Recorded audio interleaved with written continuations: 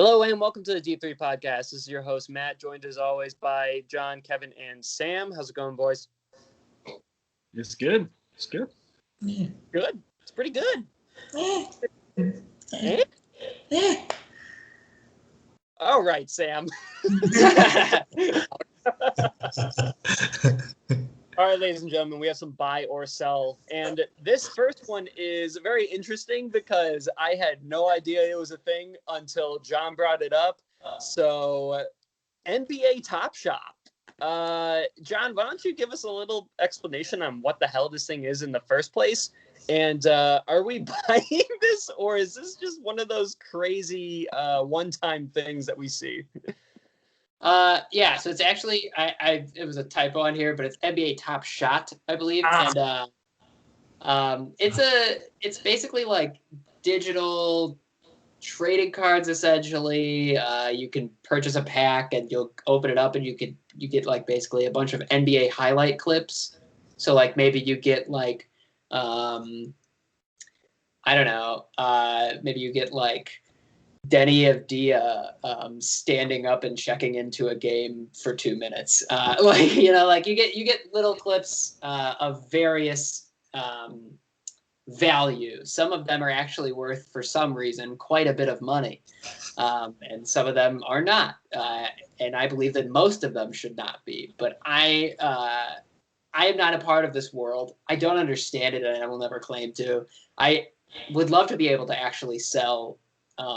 But I will never actually buy any NBA Top Shots because I think they're ridiculous. And it feels like something that is just going to like fully collapse. Like people are going to invest so much money into it and it's just going to shatter. Like it just feels like such a silly idea. We're in such an interesting time right now with like NBA trading cards are becoming like an entire investment market. People are putting so much money into these things. Like, it's fascinating watching this happen, and I feel like I'm just like way too late to the party to actually engage with any of it. Yeah, I feel that. I'm on the same exact page as you. I don't understand how this even really works to begin with. Like how this even like sell it and whatnot. I'm not touching it. Kevin, are you gonna buy a ton of this? Hell yeah. Spending all my savings on this right now. I'm going to go and buy a bunch of Top Shots. I don't even know how it works, but I'm going to do it. And then I'm going to get one. I'm going to get one that I can resell for like $5 and then just reinvest. Just buy $5 more worth of Top Shots and get another thing that costs $2 and then keep going. Easy money, free money. Let's go. Let's get it. It's like stocks, free money. Sam, free money? I might say somewhat opposite. If I'm gonna buy as like the inventor of this, like if I made this, I'd be like, this is like the easiest cash I can make. Like looking at these packs, it's like $200. I told you guys before we started, it's like I found a highlight of just Chris Paul passing it to Mikal Bridges for 3, selling for like $150, and it's like maybe that it's so rare because no one would look that up. The highest sell for it is $250K. That is ridiculous. And I think it's funny because I found a little quote. It says, "Showcase your moments. Put your prize collection on display in our curated showcases.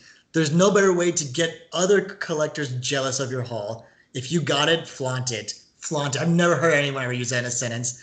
But apparently they have a thing where they're going to make it into like a game essentially afterwards, like a trading card game where you can like have highlights and you build some sort of game. I don't get it.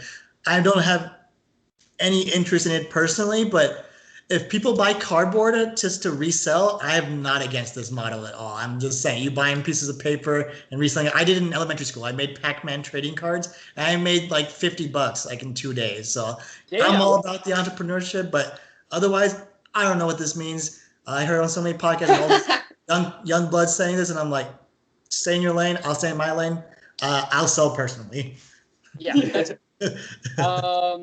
The league designed the All-Star jerseys for when the game was going to be held in Indy and didn't give a fuck enough to change them when they went to Atlanta.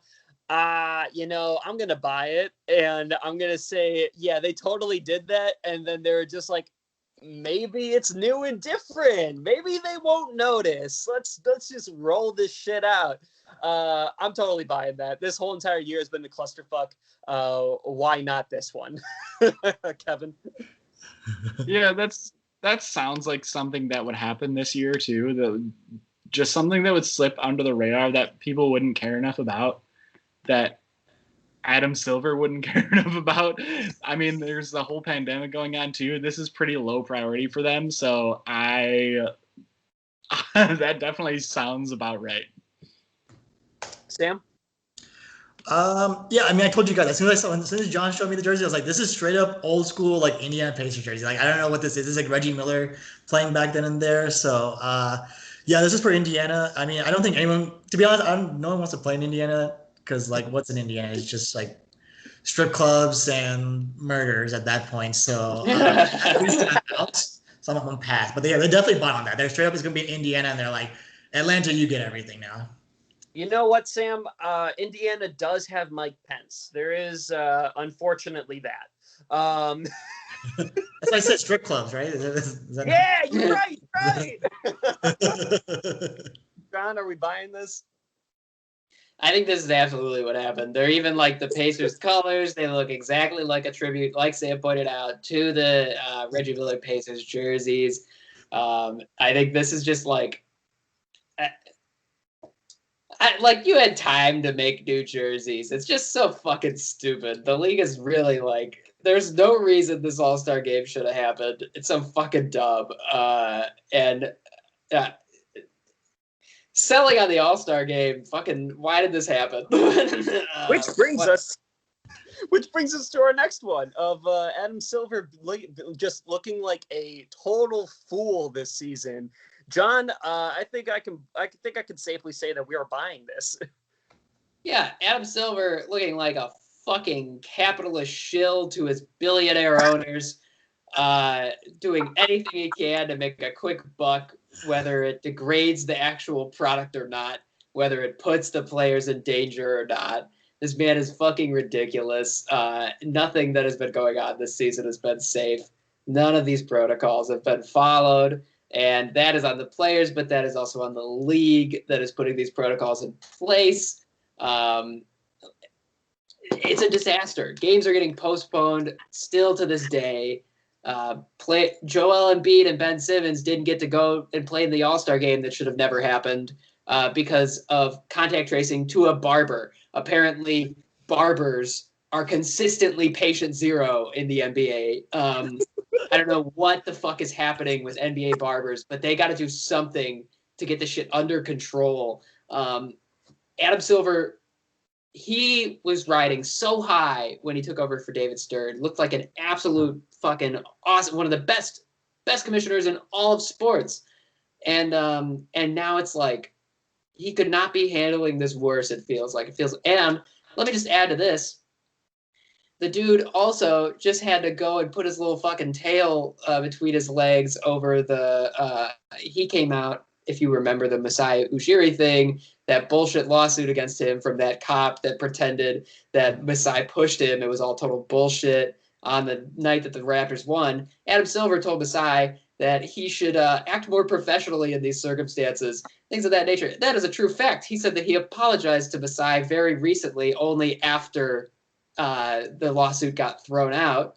Adam Silver, you're like a fucking clown this year, buddy. You need to get it together because this is embarrassing. You're being a piece of shit.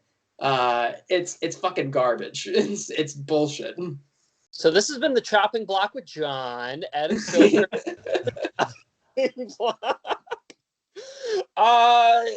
Kevin, Sam, anything to add to that? I think that was perfect. That was exactly, I think, everyone's feelings right now. All I gotta say, the man is definitely not wearing some big dick jeans on right now. Okay, this guy is. That's the one thing I gave David Stern for, is that if he said it's my way or the highway, I can respect that, because at some point, as you heard on Monday, take a fucking stance on something. Like, you're just going back and forth, and like no one's happy. Like, literally no one's happy about this. So, yeah, fuck this What guy. a fool. What a goddamn fool. Okay, hold on. Maybe not fuck this guy, but like it's a little downhill right now. Okay, I'll give It's him just like he's got to do better. He's just got to do better. Yeah. Absolutely. The Utah Jazz will use all of the disrespect they've received this year to win a championship. Boys, I got something to say. Okay. I am accepting the fact that the Jazz has just absorbed all of the hate in the world. Maybe this is their religion. Maybe this is the weird religion that they have created. Maybe that's what they're going door to door, saying the word of hate, just so that they could absorb it into their championship team. And that Donovan Mitchell and Rudy Gobert now have the abilities of the Monstars, but instead of a basketball full of different powers of different NBA All-Stars, it's just Twitter shit posts. And just put their hands on the phone, and all of a sudden now they're turning into fucking Michael Jordan or some shit. Yeah, why not? Fuck it. They're the one seed in the West, something that I never saw would happen. The Suns are the 2 seed in the West. I don't know what's happening anymore. I'll buy it. Fuck it. Damn, this is some big smoke. Let's lock this in real quick, folks. On this will be released March 10th. On March 10th, everybody, Matt Murphy officially made his prediction. The Utah Jazz will be winning a championship this year. We're locking that in. Yeah, Let's get and add officially converted to being a Mormon. So. Oh, don't put that on me. Don't put that on me. I will be buying a Mike Conley jersey. Nice. Kevin, are we buying or selling? Listen. I know what you're going to say. I'm selling. Awkward. Everyone's on the Utah Jazz's dick, and don't get me wrong, they're an impressive team. They're way better than I ever thought they were going to be, and way better than I ever gave them credit for. That being said, I think they are the definition of a regular season team. They're going to be first seed probably in the regular season, even towards the end of the season, but come playoffs, I think they're out first round. I think they can use all the disrespect they want. Wow. They can collect it all, and but if they have to face someone like the Lakers or the Clippers first round, good fucking luck, dude. Right now, the Jazz. So Kevin, let's put this on March 10th. Kevin O'Brien locked in his prediction that if the standings were to maintain consistent to the end of the season, the Utah Jazz will be losing in the first round of the playoffs to the Dallas Mavericks. Thank you very much, ladies and gentlemen. Wow. Okay. Is it my turn to cause some chaos? Yes, yeah, it is. Look, I get it. You know, the Lakers have bought your soul, Kevin. That's fine. I get it. You know, Anthony Davis, you just love his penis. That's fine. I get it. Sam, you're next. I'm liking the smoke. I've been missing this. I've been saying a lot of F-bombs on here. Kevin's got, the occasional smoke. I've been dropping some chop block. I'm liking this vibe right now. All right. Kevin, I really like that 1v8 seed right now because I think it is possible. I think there's actually a solid chance because I just don't know if there's.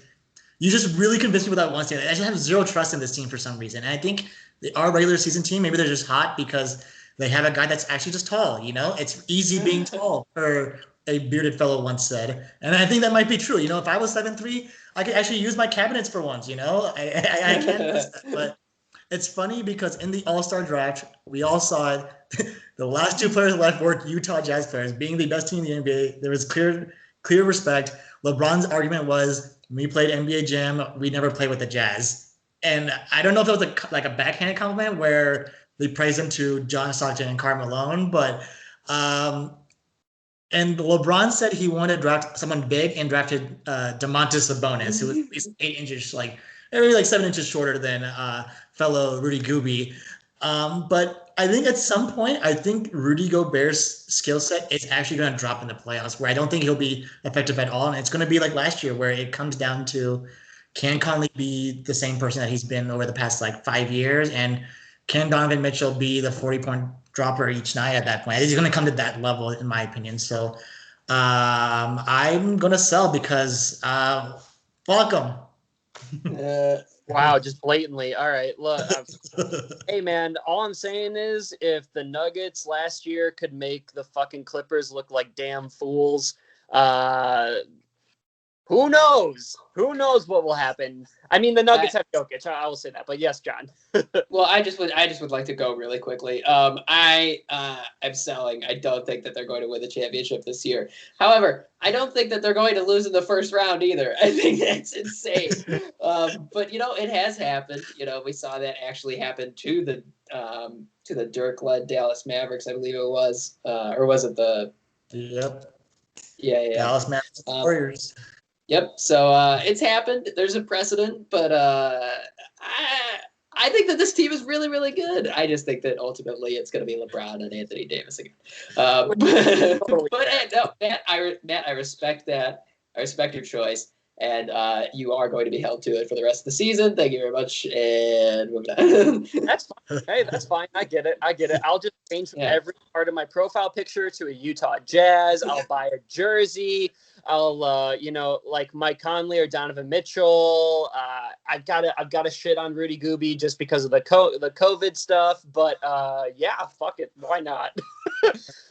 At the beginning of the year, I was a huge believer of the Celtics, and you know what? The Bulls are in the playoffs. The Celtics suck. Who knows? Next one. Let's say the over/under on Blake Griffin dunks this year is 2. Are we buying the over or the under? Let's see. I'm gonna buy on the over, but I think on the third dunk he breaks his knees. Oh, just killed a man. Kevin. Yo, he's back on the Nets now with his boy DeAndre Jordan. I gotta get over now. I gotta get the over. Let's get it. Now, are you saying that because you think DeAndre Jordan's going to be throwing up lobs to They're going to be riding the bench together, coming off the bench, 6 minutes a game, each of them, 1 dunk every 3 games. Easy.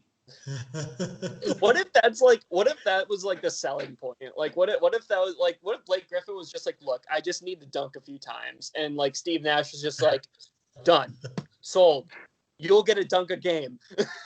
Sam, are we buying or selling on that? Oh, this is tough because like he's not dunked this like in the past 2 years. That's been like noted that. But I think since James Harden got there, I think the amount of lobs that's happened has it's gone like exponentially up. Like it's kind of nuts how often he's doing like alley oops. So I'm gonna buy. I think when he does that one jam, it's just gonna like light up the Nets and they're gonna be win the championship at that. If Blake Griffin dunks, then the Nets win the championship. I think that's my criteria. John? See, when I wrote this one, at first I was going to pick the under, but I actually think that he might be able to do it. I don't know. Because I think that, like, Kyrie and James Harden are both skilled playmakers. There's going to be plenty of space on the floor for him to get easily into the lane. Maybe Blake Griffin gets 3 dunks this year. That would be great. I would love to see that. I'll take the over just for the pure optimism of it. Granted, I don't know honestly if I totally believe it, but I'm gonna do it. Sometimes we just have to give a take, and we have to stick with it no matter how ridiculous it sounds. Going off of that, John, I'll go with you first. Blake is actually a positive contributor to the Nets. I think we talked about this a decent amount on the last podcast. So why don't we just really quickly run through this? Yeah, I don't think, because Blake Griffin's a smart basketball player. He's just he's going to be an absolute negative on defense. Mm-hmm. Offensively, he'll be useful in the second unit. I guess I'll say I'll buy depending on his role. If he's only playing 15 minutes a game, I think that he could be a positive contributor maybe. But I think that if he's in a pretty small feature role, I think it could be positive. Otherwise, I think he's going to be I don't know how they can play him consistently with their defense. Yeah, Sam. I'm buying contingent that he dunks. Yeah. Kevin. Then we know he's back. Yeah. Buying contingent that he dunks and doesn't play a whole lot of minutes, like both of you guys said. I will buy, and then I will sell after his first dunk. Because I feel like the market is gonna just be very skewed, and I'm not playing that game. Man. Zion has fully established himself as the best player in his draft class. This is very interesting. Really quickly, Zion, he's basically competing with Ja, right? Like that. Those are the two. Pretty much is not really a third. That's kind of on par with them. Well, who's the third? RJ Barrett. Yeah, RJ Barrett's been balling out. I'm just saying. I think we finally found the coach that's going to get it to him. It's not here yet. 2 years, All-Star. Calling it. Oh, you want a hot take? God. 2 years. John, what do we have to say about that? I'd be very happy for RJ Barrett if he was an All-Star in 2 years. Are we gonna timestamp this? I don't think I'm certainly not committing to that, but I'm just All right, well let's go back to that Zion take. Kevin, do you think he's fully established himself as the best player in his draft class? I don't think so. I think Ja definitely has a lot of potential to be the longer term player here. I think he has the potential to have a, I don't know what, 12-year career in the NBA as a solid player.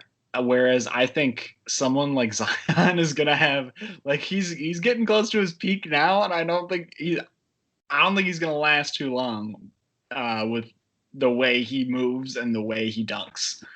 I'm scared for his health every day, and I think one bad injury is gonna change that very quickly. And so I don't think he's established himself as the best player yet. I think him and Ja are still very, very close in my mind. Okay, I get it, but here's the thing. Here's the thing that kind of messes with me on that take, and I understand it. I understand it. The way that he moves, the way that he plays basketball, it can be nerve-wracking. Who's had the bad injury twice so far, Kevin? I'm pretty sure it's Ja. Last year he got injured pretty badly. This year he got injured pretty badly at the start. He was out. But Zion was out half of his first year, over half his first year. Yeah, but I would also argue that by him being out half of that year, they played it smart, and that maybe they don't have to worry about that kind of injury. Because I don't know, like Ja's already done it twice now in like the past 2 years. I feel like that's a lot more concerning, because now it's like, okay, is this going to be a reoccurring thing for him? Because Zion, I don't, like, knock on wood, I don't think he's gotten significantly hurt this year. Correct me if I'm wrong. No. No, he hasn't. But I mean, I think they just, like you say, I think they've been very strategic with how they're doing, because they know that if they lose this man, then the entire franchise is dead. Yeah. And look, I am the Zion hype man. All right. Sam got me. He has the powers. I will be wearing this for the rest of my life. Look, I do think that I think Ja has a leg to stand on. I think he very easily does. He is playing very, very well, and he is like the shining star that Memphis has been needing for quite a bit. I just think the potential with Zion, I think it's still going. Like, I feel like he broke through a glass ceiling, and he's still like flying high right now. Like, it's kind of like one of those like Superman Dragon Ball Z things where he charges up and then he just breaks through the ceiling, and then there's like 5 other ceilings that he's just continuously breaking through. Like, I don't think he's done. And that's like insane to me. John, how are we feeling about this? Oh, I think Zion is absolutely the best player in this class. And here's why. Because whenever Ja Morant goes up and drives down the lane, dunks furiously, I'm praying for his knees. Whenever Zion goes down the lane and dunks furiously, I'm praying for the man who is in front of him and his family, because that man may never be the same. Like Zion Williamson is like 19 years old. So is he 20 yet? I don't know. Grown men, Rashawn Holmes was bouncing off of him. Zion is not afraid of literally anybody in the league. He is one of the most dominant offensive players already. And he's now actually getting to play a game that's not just like posting up back to the basket. Like they're letting this man drive from the 3-point line. They're letting him handle the ball. They're letting him have a little offensive responsibility. And he has been like terrifyingly efficient. Like the man genuinely can't be stopped. John Morant is an incredible player. And I think that he will be like really good and have a really good long career. And he's going to be like an all-star, all-NBA level player, I think. Zion is like, I think we're seeing like I think he's going to potentially like live up to the potential. I think he actually can live up to the hype. You know, he's still not the best defender, but he's also he hasn't even played, I think, a full season's worth of games. Like that stuff takes time to learn. The offensive stuff is just so game changing. I gotta say, like he's definitely. I will also say that we have seen the potential of his defensive aspect. We've seen it. Like it's there. We have seen him block the shit out of a guy when he was on Duke. Like we have seen this before. So like it can happen. We just need to give it some time. And I think the weird thing about this isn't like any slander on Ja. It's more so that like Zion is kind of like an alien, I guess.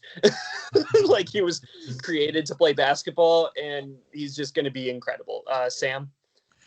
I was going to say this is a slander because there's been zero praise for John Morant completely, like in this entire podcast. I'm just saying.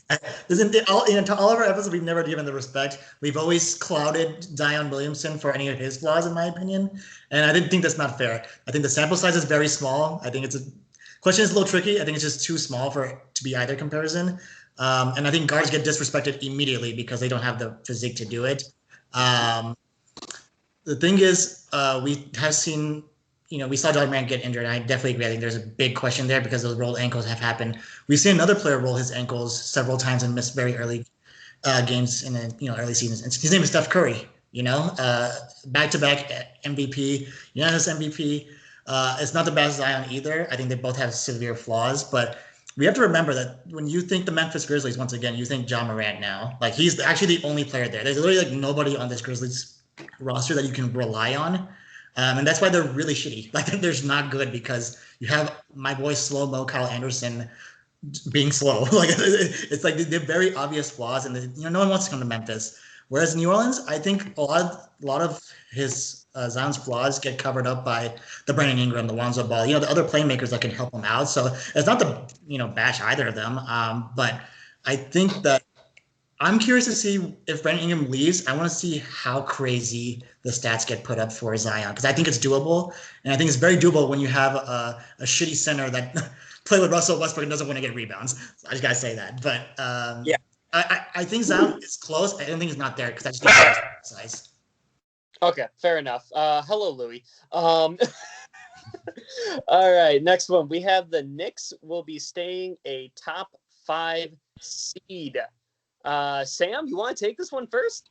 Yeah, I think it's a pretty obvious buy. I don't know what you're talking about and like who else is competing. I don't know why we keep giving love to the Miami Heat. Like they're coming back, but yeah, it's obvious when you have two all-star talents come in. Look at the New York Knicks. We have Julius Randle. We have RJ Barrett. We have all these random people somehow making it work. The Boston Celtics are probably going to drop out of the playoffs soon. Like, what are those teams, right? I mean, Indiana's probably going to scoot on up. Like, a lot of these teams are going to fall out.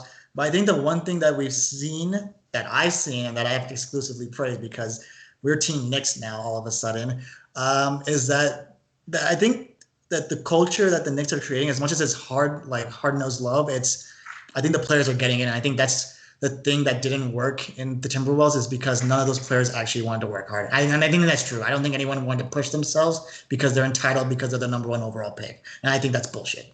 So I'm buying. The Knicks are all in. Yeah, I'm gonna buy that one too. I think they've been playing really well this year, and I think the East is not very hard to compete with. Kevin? I don't know. I think I got a little lightly sell on this one. I mean, I agree with you guys, but at the same time, just because it's such a close battle for the 10 to 5 seed in the East right now, I think all of those teams, like the 6, 7, 8, and even arguably the 9th seed, are so close to they're one move away from getting to that next step and getting over to that 5 seed. Like the Heat could make a move, the Hornets especially could make a move.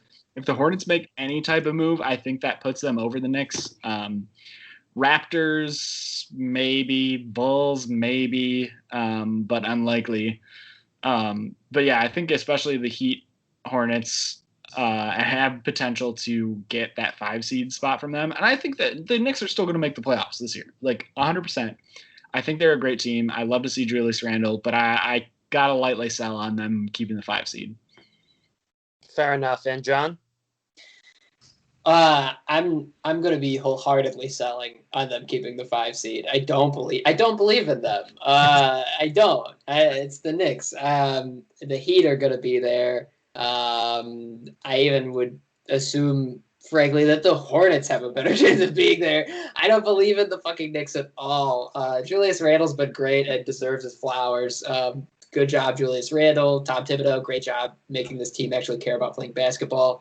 The Knicks are a playoff team in the East, and I don't think they will be the 5 seed. But I'm willing to pretend they are going to be the 5 seed for the next question because I think it's going to be fun. Yeah, I do. All right. Right now, the Knicks and the Celtics would be playing each other in the playoffs, first round. I tell that the Knicks beat the Celtics in round 1. Kevin, I'll go with you first. Easy buy. Buy hard. I'm putting all my savings on this buying. Putting all my savings. Like this. Can we timestamp that? Because I want him to put all his savings on this. I want to see. You heard me just say I'd sell on them being a 5 seed. But if they play the Celtics, Julius Randle is gonna embarrass that entire team. He's gonna make the Celtics look like children.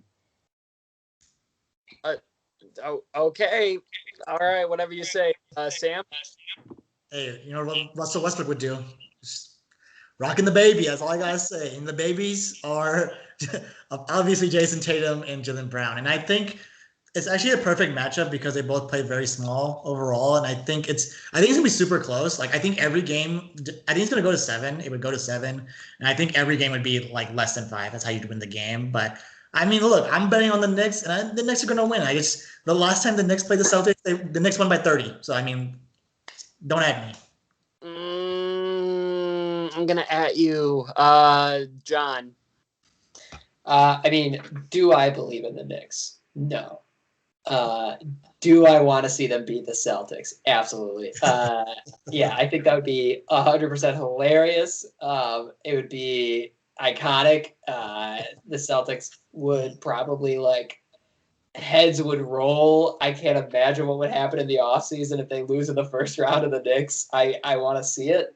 So I'm going to buy just purely as a manifestation, putting that out into the world, doing what I can to make that happen, because I think it would be beautiful to see what happens in the fallout of that. Are we done shitting on the Celtics yet? No. Not yet. All right, well, as I'm looking at their schedule, they did play the Knicks once, and they lost 105-75. So there's that. Look, I'm gonna stick with my guns and say that they win, because fuck all of you. But man, if they lose, I'm gonna cry like no other.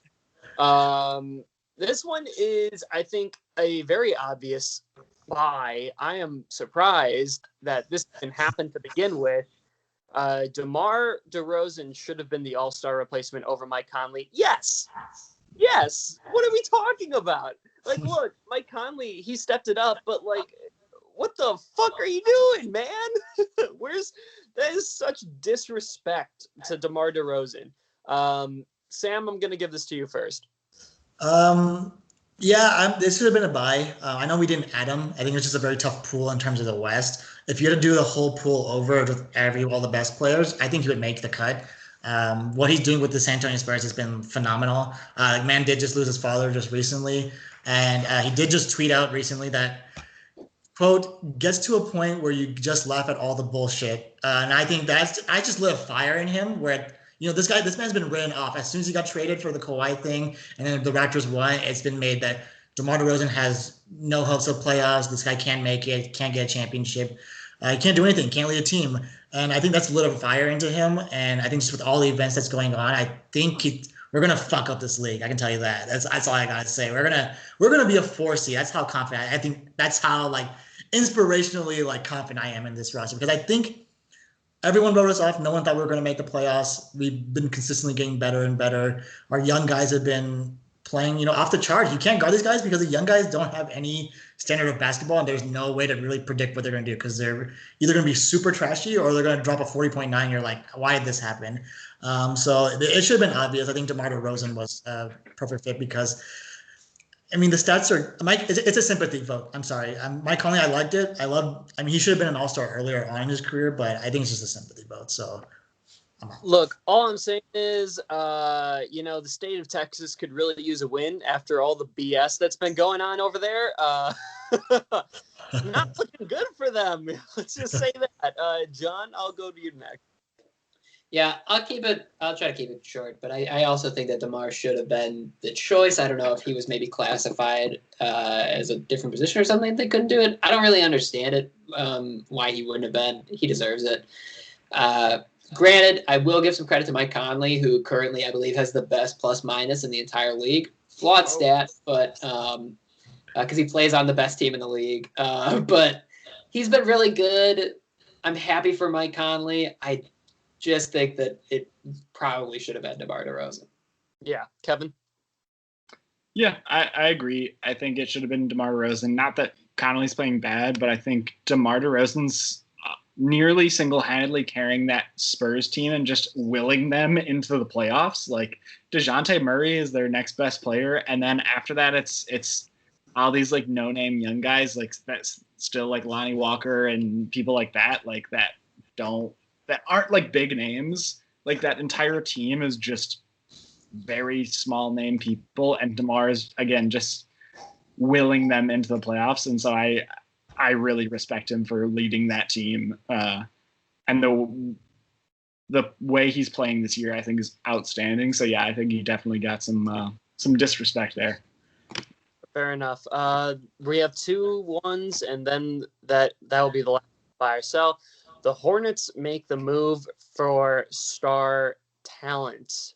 I'm going to sell on this one. I don't think they really have to this year. I don't really see the necessity to do it right now. I really don't think that they're in a position where it's just we need to hurry up and get this done now, like the Celtics are. Because the Celtics are we have 2 all-star players. We need to do something now. Whereas the Hornets are we're surprisingly good. Let's see what we can do with this. Or maybe we can get some star talent for having the names on our teams that we do right now. So I'm going to sell on that one, actually. Kevin? I kind of agree. I think sell lightly, but I think they might make a move, but I don't think it would be for any another big star. I think they already kind of overpaid for Gordon Hayward anyway, and they're trying to lean into him and LaMelo. So I think they might make a move, but yeah, not for any big name. So I'm selling. I will say that they did overpay for Gordon Hayward, but he's been playing really well this year. So I will wholeheartedly admit that one. Sam? I'm actually going to buy. I would like to ride the highs of the potential of this team before you start making moves into the offseason. I think this is the missing piece is a center, and I think that the perfect center to have is someone like a Vucevic. Honestly, the player that they really need is a Clint Capella, someone that's just a pure big man that can just play defense, just be tall at that point. That's all you need, you know. Cody Zeller, Bismack Biyombo, they're not that useful, but I do have to say that 8 players on their roster are averaging double-digit scoring, so it's a good mix of balanced scoring, which I appreciate. I like to slander the Celtics real quick. I'm pretty sure it's like 4 on the Celtics, so I'm just saying, you know, dropping Kobe number doesn't mean you get dubs. It's clear that Shaq was a big factor. Just saying. But I think that having a meaningful center would be a good move. You know, you can move out like a Malik Monk or like a Devontae Graham, and then try to get some, you know, get something. Because I think it's really fun watching this game. It's surprising. You never thought we'd ever say the Hornets are fun to watch, and we never thought that LaMelo would be this entertaining to watch either. But it's fun. It's really fun. First, it was Gordon Hayward, and then it was LaMelo, and then it was the jerseys, because those jerseys are fire. And now they're a good team. So kick ass. John? Yeah, I don't think they do this yet. I think they will potentially try to make a move like this in the summer, maybe even next year.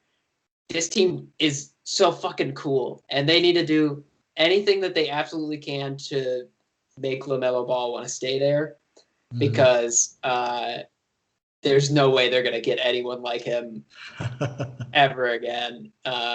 You know, so they need to do whatever they can to get that guy to want to stay in Charlotte. Maybe they do get like another decent center or something at the deadline. Who knows? But I love this team. They're really fucking fun. And, you know, it would be, it's so difficult because I'm racking my brain because like the Celtics, they just need like a good point guard and like a good, like another good wing. And it just sucks because it's like, if only like they had like someone like Terry Rozier or someone like Gordon Hayward. I feel like they'd be in a much better position right now, but unfortunately, they're just going to have to thrive on the Hornets. So I'll sell. I don't think they do it yet. They might make a move of some sort, but I love this Hornets team. They're awesome. LaMelo, I just have to say really quickly, didn't give him enough credit going into the year. I was one of the many doubters. He's great. I think he's going to be like really, really good long term. Yeah, I think that I don't remember who tweeted this, but it was it might have been somebody from the Ringer. I don't remember specifically, but they basically said LaMelo is who we wanted Lonzo to be, and I think that is super true. Yeah. Last one. The Celtics become contenders if they add either Jeremy Grant or Vucevic. I'm going to go last on this one. John, I'll have you go first. Okay. I say I actually say buy. I actually do, depending on what they have to give up.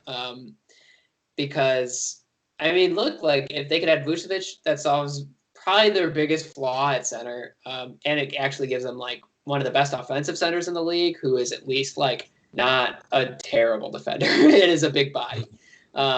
If they add Jeremy Grant, great wing defender in a good situation, great scoring talent, all of a sudden, like I think it's just like kind of the shot in the arm that the Celtics need to actually be like the kind of team that it can at least get to like the Western Conference final or the Eastern Conference Finals again, as they have been. I wouldn't pick them to win the East, but I think that it at least makes them more interesting than they are now, which is like not interesting at all. Right. Kevin? I think I'm buying as well. Like I think we make fun of the Celtics a lot. Obviously, they're a very easy target right now. But I think they're a very easy target because they have 2 star players and the rest of their team is very, very okay. And I think adding Grant or Vooch would be evening out the rest of their roster a little bit more and probably enough to make them a contender to the other big teams, especially in the East. I think that puts them comparable to the Bucks at the very minimum. I'm buying on this. I think that would definitely help them out a lot. I think both those guys are awesome too. So, Sam? I'll buy on Vucevic. I'll sell on Jeremy Grant because I think it's just the like small forward FOMO that they're going through again with the Gordon Hayward situation. And then because I just don't think it's as beneficial to them right now. I think he could be beneficial later but I think the big man piece is the key factor. And as much as we trash on this, like I said, I think we talk about them so much because I think they deserve to be better, and that the management is just not doing the right job to do it because. I'm just saying they're riding the coattails since 2008. Okay, like you won a title when you had some of the three of the best stars, and times have changed clearly. So I'll buy on Vucevic. If they can do Vucevic, I'd be genuine. That'd be the most Goon thing that Danny Ainge's ever done. That's impressive. Yeah, I was actually gonna. I'm gonna agree with you on that one, Sam. I was actually gonna say that too. I would buy on Vucevic, and I would sell on Jeremy Grant. Not discounting Jeremy Grant at all.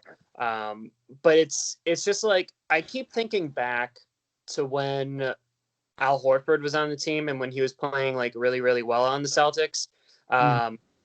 And he helped them out a ton. So like it's just like Celtics when they had a good like starting five was really great for that team. So like the other factor that you have to put into here is okay, so if we're talking about the Eastern Conference Final, who are they probably going to play against? 76ers. So who are you going to play? Who the hell is going to play against Embiid? Daniel Tice? I don't think so. Like, that's not happening. If you put Vuce into the conversation, then at least they stand a chance, I say, against the 76ers. Mm-hmm. It's really hard to play against fucking Embiid, man. That guy is a monster and a force to play against. I don't think that Vucevic would be able to solve the Embiid problem. I don't think really anybody can solve that problem, but I think Vucevic would at least help a ton for that team and would be able to let, Tatum and Jaylen Brown at least do what they need to do to win games. Mm-hmm. So that was our buy or sell. Thank you guys so much for listening to the show and watching us on YouTube. We are at the Deep 3 Pod on Instagram and on Twitter. You guys can also follow us on YouTube and listen to us on Spotify and Apple Podcasts or wherever you listen to podcasts. Thank you guys so much for listening to the show and have a good night.